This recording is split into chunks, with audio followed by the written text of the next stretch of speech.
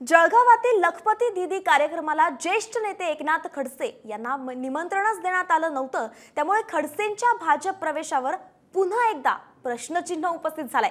खडसे भाजपात येणार अशी चर्चा गेल्या अनेक दिवसांपासून सुरू होती। मोदींच्या जळगाव दौऱ्यात दोन्ही नेत्यांमध्ये चर्चा होईल असं सुद्धा बोललं जात होतं। मात्र खडसेंना आजच्या कार्यक्रमाचं निमंत्रणच नसल्यानं त्यांचा भाजप प्रवेश पुन्हा लांबणीवर पडलाय।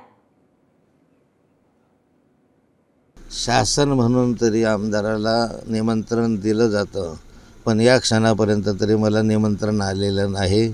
मी जिल्हाधिकाऱ्यांनाही विनंती केली होती की अजून कसं काय निमंत्रण आलं नाही।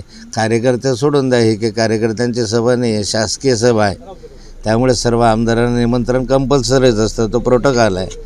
पण या क्षणापर्यंत तरी मला माननीय पंतप्रधानांच्या सभेचं निमंत्रण आलेलं नाही, त्यामुळे शासकीय कार्यक्रमाला मी उपस्थित राहू शकणार नाही।